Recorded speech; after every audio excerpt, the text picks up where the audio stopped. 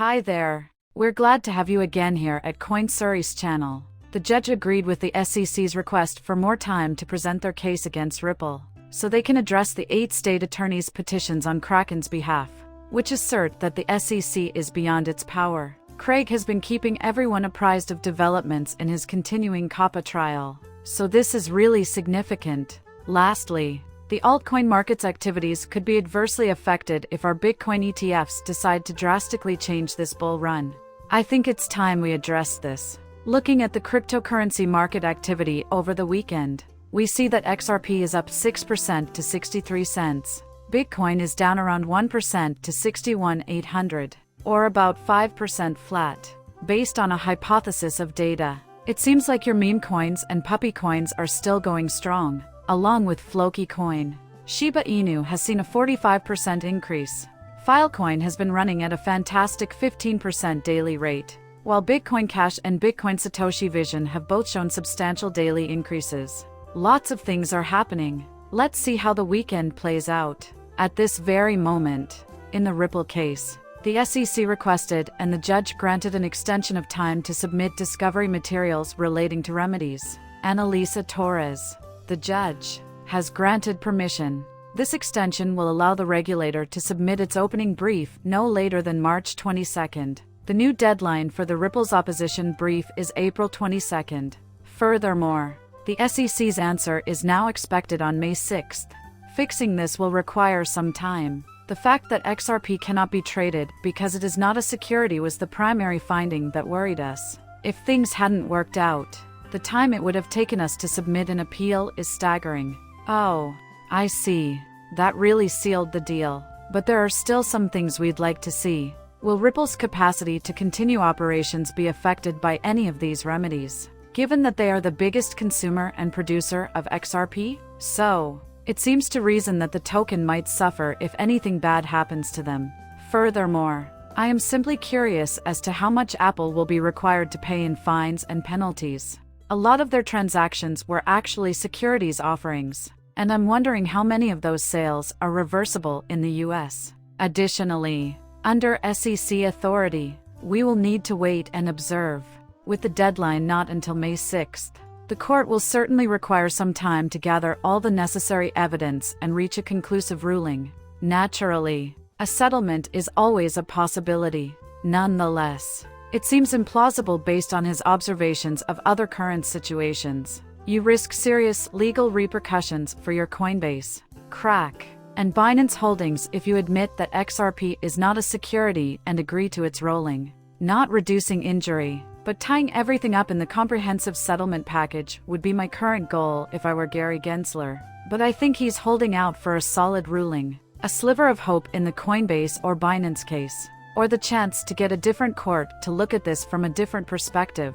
Those specific situations are the center of attention. They are completely unconcerned with Ripple and XRP. They wanted to set an example that would show how much they cared about the Coinbase Kraken and how much control they had over the entire domain. They are requesting jurisdiction over the Nance cases and the exchange cases specifically. Unfortunately for them, we are fortunate. The Ripple case, which was their whole focus, completely backfired, and they suffered a crushing defeat. They will presumably continue to pursue this, hoping for better results in future exchange instances while it is ongoing in appeals. My guess is that's how Gary will deal with it. On the other hand, it's ever possible.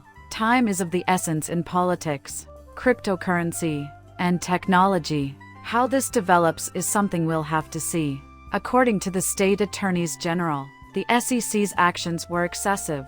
I am astounded. In a joint brief with the SEC, multiple state attorneys general argued that Kraken Exchange should be subject to enforcement action for abusing its delegated authority. Our conversation has revolved on this. Maybe someone should step in and control the cryptocurrency industry. Yes, in my view, I believe that making outlandish claims is inappropriate, and that certain disclosures are necessary. But those authorities must be delegated by Congress. The SEC can't just walk in and seize them. Texans, Arkansans, Iowans, Mississippis, Nebraskans, Ohioans, South Dakotans, and Wyomingers are witnessing proceedings on Kraken's behalf. Public officials from the state have made it clear in the media that they are not siding with any political group. Since Congress has not granted the SEC the authority to regulate Bitcoin assets without an investment contract, their main objection is that the SEC is acting arbitrarily. I couldn't agree with you more. The court should reject the idea that Bitcoin assets should be classified as securities applications and instead implement a different sprint agreements. Furthermore, stakeholders' customers are put at risk when the SEC uses its delegated jurisdiction. Making stuff up on the fly has that quality. You establish your own regulations and statutes. The issue is unknown to everyone. You may see a great example of that. Ethereum is sufficiently decentralized. We determined as William Hinman's speech progressed. Neither his testing methods nor the law allowed it. It was merely an invention of his. So, many respectable players in the Bitcoin industry have put effort into trying to become sufficiently decentralized. Without a definition, the phrase is also problematic. What does that even mean? Because of this, people thought they were acting within the law. Plus, it turns out that was all completely unnecessary. Hume wrote the music. This puts everyone at danger. This makes us a law-abiding nation. And it's not like jokers are just winging it. It hurts everyone. In the UK COPPA trial, Craig Wright is once again taking the stand as a witness, this time to refute accusations that he fabricated documents and sent them to his former lawyer, all while claiming that his detractors were spying on him through email. What on earth is going on here? The papers are forgeries. It has been discovered. Hey, yeah, those are forgeries. But I didn't send them to my attorney. Craig spoofs back. As for your knowledge of the perpetrator, the court inquired. Sadly, it was his response. Someone or something has my suspicions. The Aussie coder has long maintained his identity as Satoshi Nakamoto. My lord, he is facing allegations of extensive industrial forgeries, according to a complaint brought against him by COPPA, other Bitcoin developers, and other industry participants. Now, let me tell you something. Whenever someone asserts that Craig Wright is not Satoshi, or someone makes a similar claim, someone gets sued.